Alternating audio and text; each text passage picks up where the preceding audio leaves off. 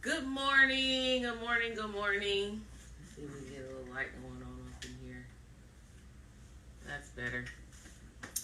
It is me, Shay Johnson, and I am here on, of course, USA Fibroids Center's page, and this is my live takeover, the Speak Up and Speak Out version.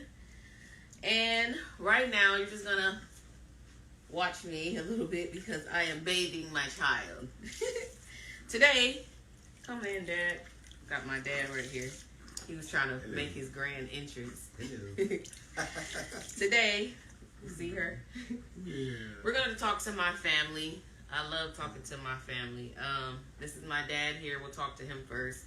But later on, we'll be talking to MJ, my baby brother, my older brother, Dr. Joe Johnson, and my sister, Brandy Johnson. And today will be the Family Johnson takeover for USA Fibroid Centers. I like talking to my family and getting their opinion because I want you to see how important it is to have your family involved when you have fibroids, when you're going through any issues with fibroids. Yeah, we're just going to wash her. But we'll start off with my dad today. Dad. Yes. We had this conversation before, and I know you're not, let's see, she's sinking down in there.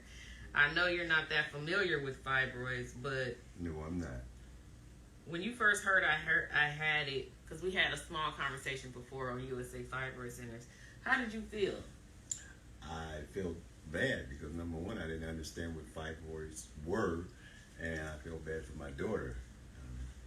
It was a very serious situation, and I needed to learn more. And my daughter, she started schooling me on everything that was taking place when it pertained to the fibroids.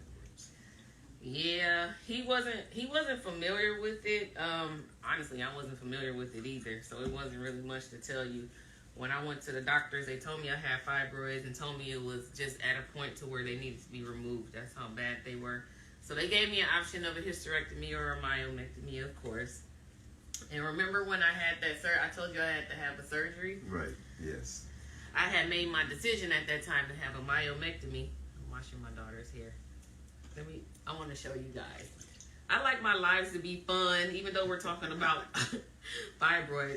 Daddy, you want to wash her or you ain't ready? You look confused. I'll let my daughter take care of that. Even though I wasn't familiar with fibroids, of course, they gave me the option of a myomectomy or hysterectomy. I chose myomectomy, and I was terrified because all I knew that I never had a surgery before in my life, and they wanted to cut me open.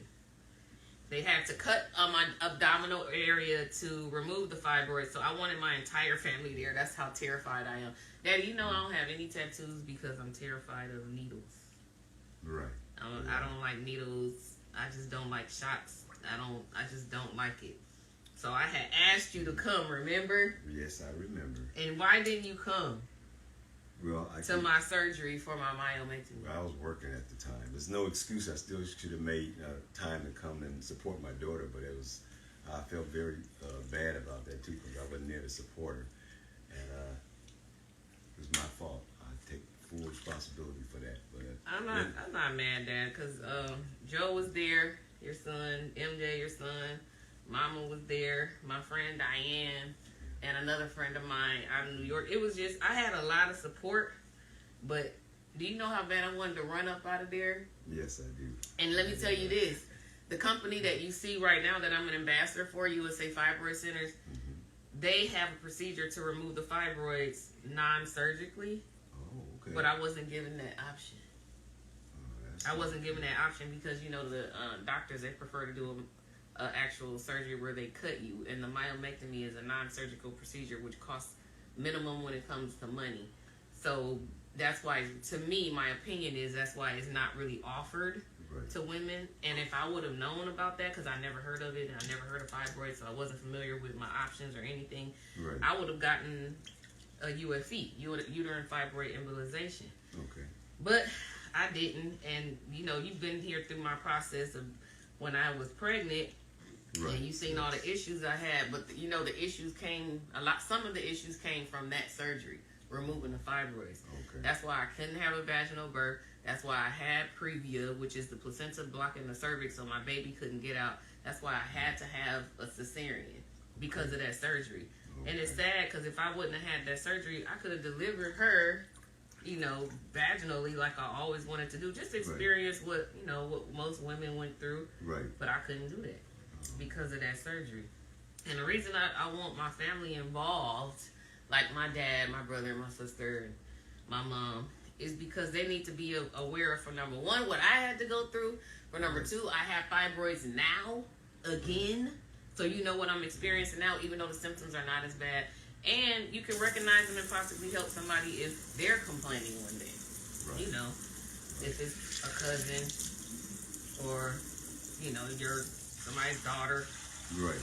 Or granddaughter, or however that may be. But you should just be aware of what's going on in the world, because it happens to at least 70 to 80% of all women, especially African American women.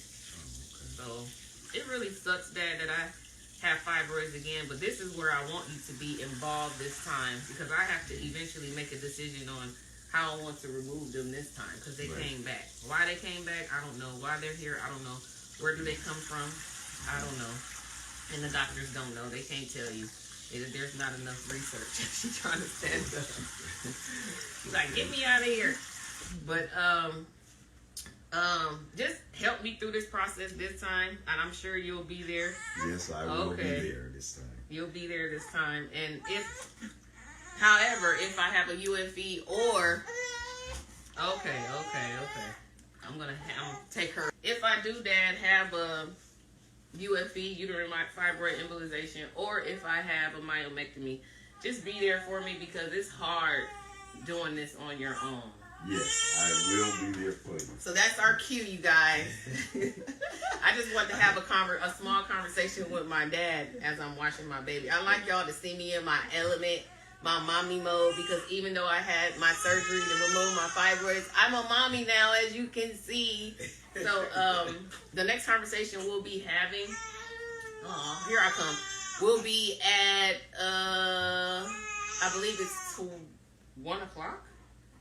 10, 11, 12, 1:30. It will be at 1:30, and then at 3 o'clock we'll go live with MJ, Brandy, my sister, Dr. Joe Johnson. We'll all be on the live at one time. I've never done that before on USA Fibroid Centers, but we're going to have a live with all four of us, and we're going to talk about mental health and fibroids together and how it coincides and coexists together. So make sure you come back at 1:30, and again at 3 o'clock. You have anything to say to the people that let them know you're going to be involved? I will be involved the next time with my daughter, and I'm very appreciative and very thankful for my daughter for giving me all this information about her situation. All right. He's running to the door. All right. I'll see you guys in a minute.